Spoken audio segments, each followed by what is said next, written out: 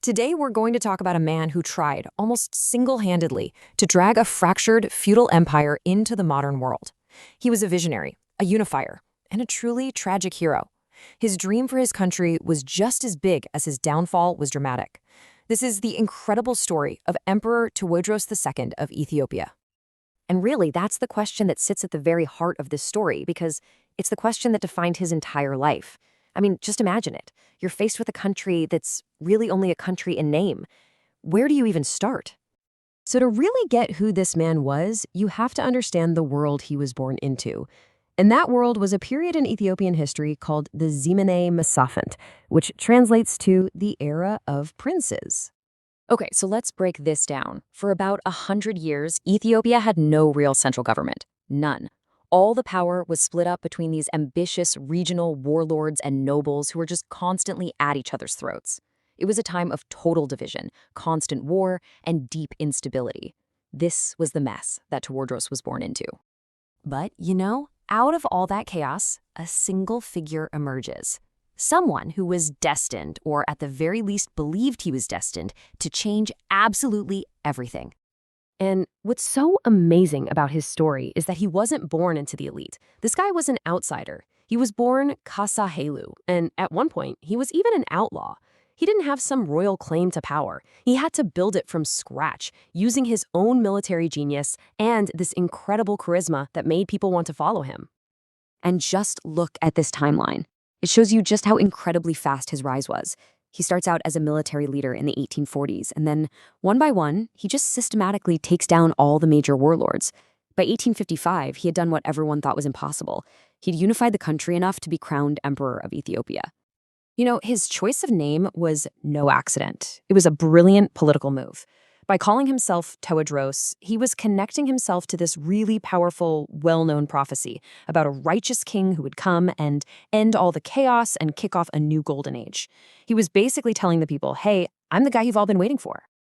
So he's united the country by force. Now, Tewodros turns to an even harder challenge. See, this wasn't just about ruling. It was about totally transforming a medieval state into a modern nation. He knew that for Ethiopia to survive in the 19th century, it had to change, and it had to change fast. And this right here, this isn't just a list of ideas. This was his blueprint for building a modern country from the ground up. He wanted a central government, not a bunch of little kingdoms. He wanted a professional army that was loyal to Ethiopia, not to some local lord. He wanted a government run by the best people, not just the people with the right last name. I mean, for Ethiopia at that time, this stuff was absolutely revolutionary. But as you can probably guess, when you try to change everything all at once, well, you tend to make some very, very powerful enemies. And this is where the grand dream starts to crash right into a harsh reality.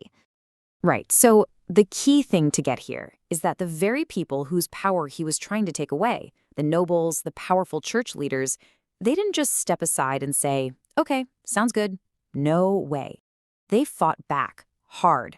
His entire reign basically became one long struggle to put down rebellion after rebellion, which just drained all his energy and resources.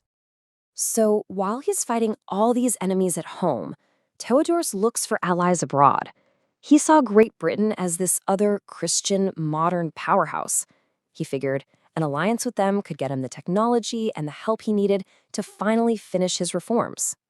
So he writes a personal letter to Queen Victoria, asking for this alliance.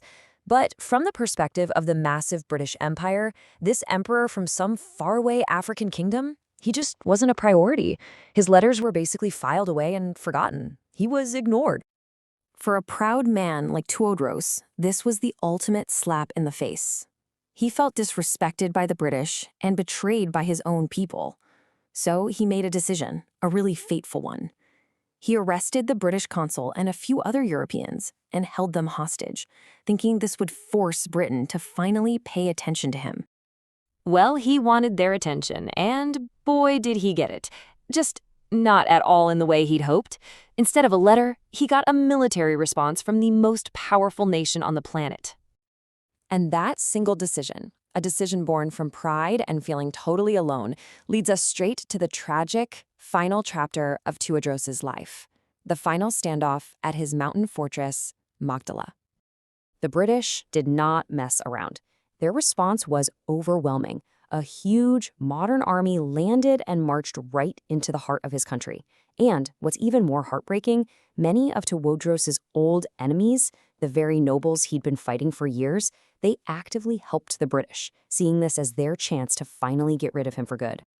So there he is, cornered in his fortress. His army is defeated, and he's facing an impossible choice. But surrender just wasn't in his DNA. In one final, defiant act, he took a pistol that had actually been a gift from Queen Victoria years earlier, and he took his own life. He refused to be captured. And this slide, this really just says it all, doesn't it? It captures the heart of his tragedy. On one hand, you have the dream, a strong, modern, unified Ethiopia. And on the other, the reality, a reign that ended in almost total failure, with his country in rebellion, invaded by a foreign army, and him dead by his own hand. But that brings us to the big, lingering question about his legacy. Because even though he died without seeing his vision come true, the idea of a modern, unified Ethiopia, that didn't die with him. He planted a seed. The emperors who came after him, they built on the foundation he laid. So, was he a failure? Or was his tragic struggle the spark that was necessary to light the fire of modern Ethiopia? That's something to think about.